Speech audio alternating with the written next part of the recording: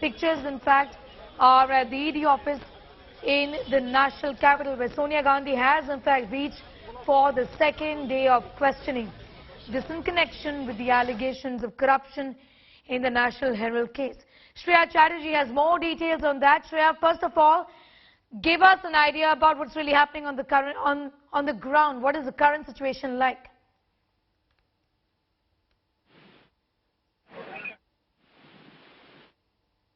Reached the Enforcement Directorate's office. This is from where she entered the Enforcement Directorate, and we did see Priyanka Gandhi also accompany her. She was present in the same car. Remember, since last time, the Enforcement Directorate has allowed Priyanka Gandhi to stay in a separate room while her questioning is on because of the medical reasons of Sonia Gandhi.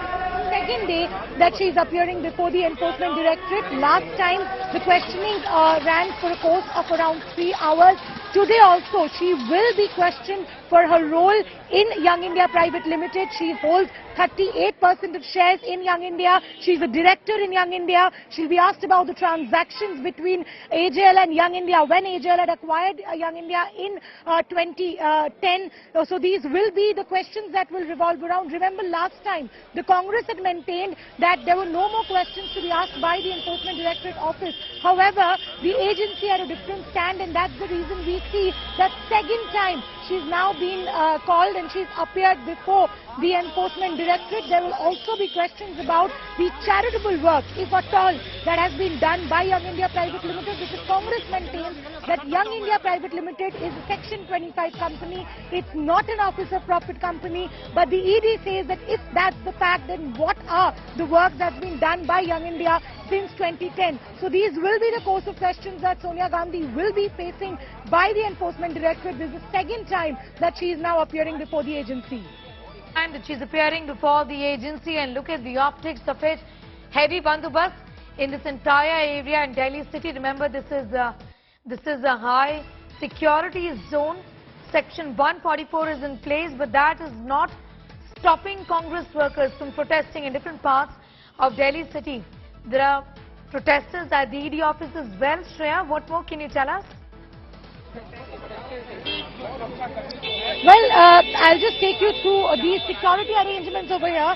I'll ask my cameraman to show you the visuals. See, this was the cavalcade that was with Sonia Gandhi when she entered the Enforcement Directorate's office, and now you see that Delhi police has prepared for heavy bandobast here at the ED office. Now, the cavalcade is leaving the Enforcement Directorate after Sonia Gandhi leaves, and see on your screen, you can see Rahul Gandhi. Rahul Gandhi, he is there. He is a part of the cavalcade as it goes by.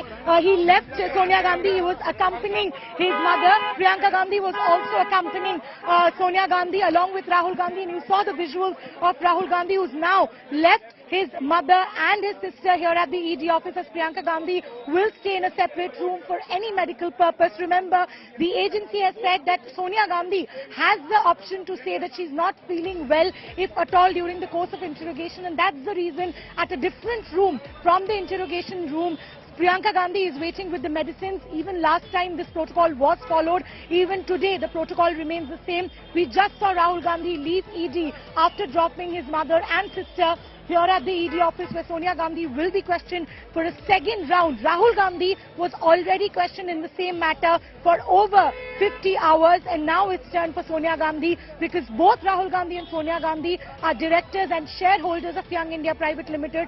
That's the reason they are being questioned about the Young India Private Limited's transactions when it acquired AJL. And also, remember, Congress had given certain debts to AJL when it ran into a loss in the year 2008. These were interest-free loans that were given. Sonia Gandhi will be asked about whether she was aware about these loans being given by the Congress to AJL, and consequently about the fact that when Young India Private Limited acquired AJL, was she aware of the entire transaction process when she also became a director, because Sonia Gandhi was the last to be made the director in Young India Private Limited.